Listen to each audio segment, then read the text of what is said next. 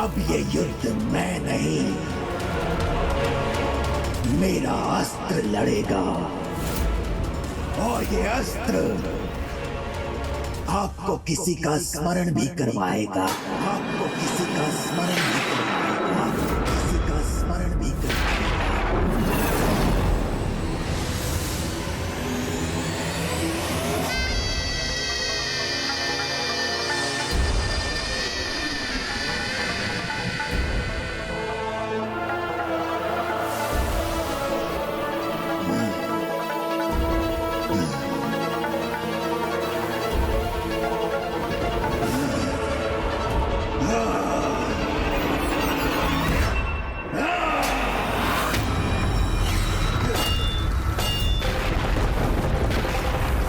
महाअस्त्र क्रियान्वित हो।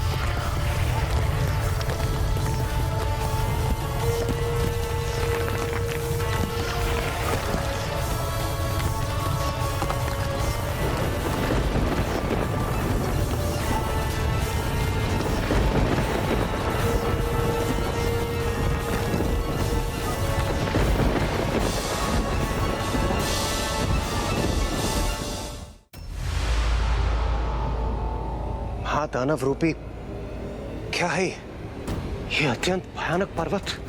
भंडासुर इस अंतकारी पर्वत का कैसा भयानक प्रयोग करेगा?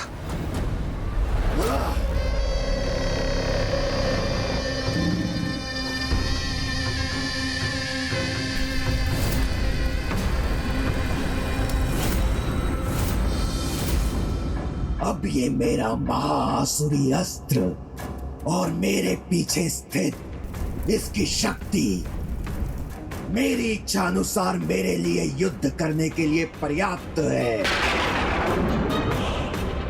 महासुरी महास्त्र प्राप्त कर अपार आसुरी शक्ति का स्वामी बन गया है महासुर भंडासुर। मैं आप सबको पुनः एक अवसर दे रहा हूं, तो विलंब किस बात का? प्रमाणित कीजिए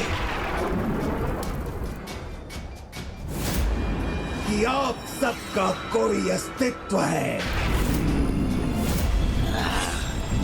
विजय प्राप्ति के बाद मेरे साथ इस सृष्टि पर अनंत काल तक राज करने का अवसर प्राप्त कीजिए।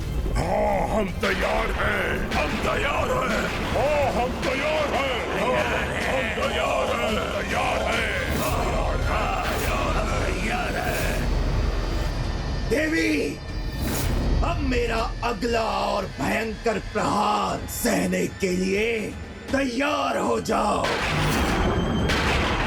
तैयार हो जाइए असुर सम्राट महिषासुर। प्रथम आक्रमण आपको ही करना होगा। हाँ एक नारी ने ही आपका अपमान कर आपका वध किया था ना?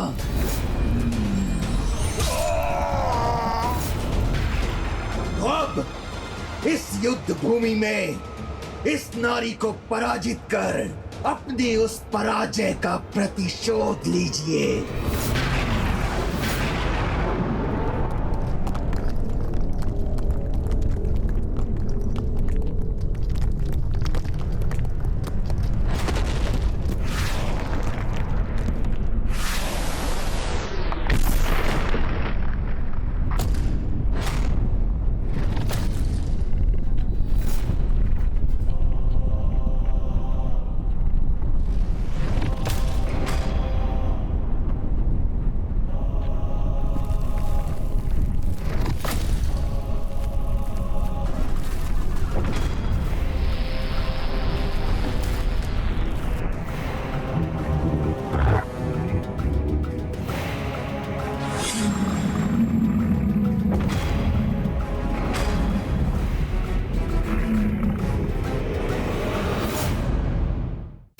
भंडासुर के सभी असुर महायोद्धाओं का तो अंत हो चुका है, तो फिर ये कौन है?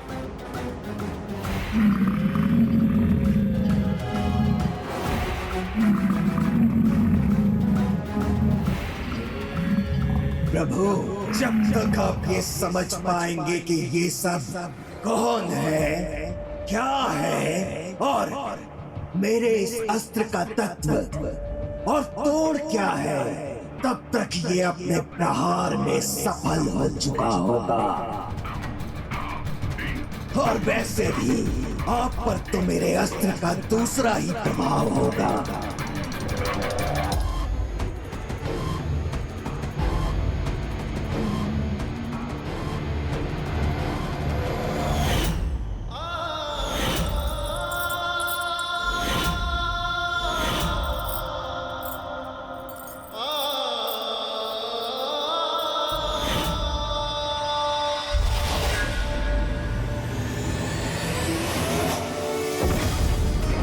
दुष्ट भंडासुर ने एक साथ 2 प्रहार किए हैं। एक और तो उसने माताओं को शारीरिक क्षति पहुंचाने के लिए अपनी महिष सेना का आवाहन किया है, तो दूसरी ओर रश्मि प्रभा का स्मरण कराकर उसने अनुज गणेश पर भी मानसिक प्रहार किया है।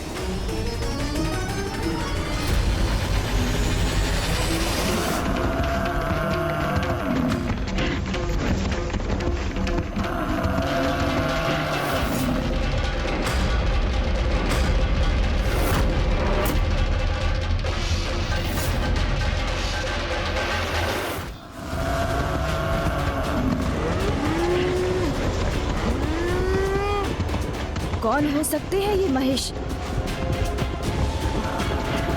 क्या हो सकता है इनका मूल तत्व और क्या है भंडासुर के इस प्रहार का तोड़?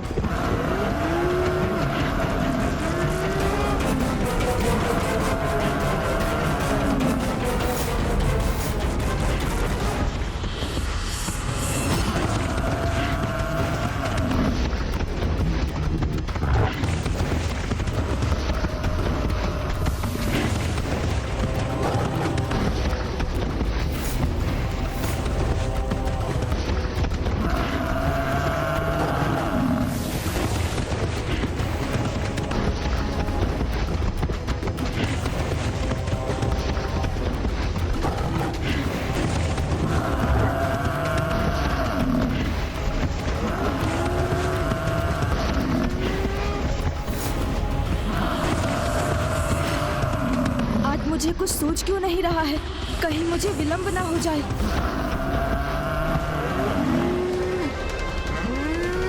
माताएं इस प्रकार कब तक अपनी रक्षा कर सकेंगी? मैं अब तनिक भी विलंब नहीं कर सकता। किंतु ये अस्त्र क्या है? इसका तोड़ क्या है? कुछ समझ नहीं पा रहा हूँ मैं।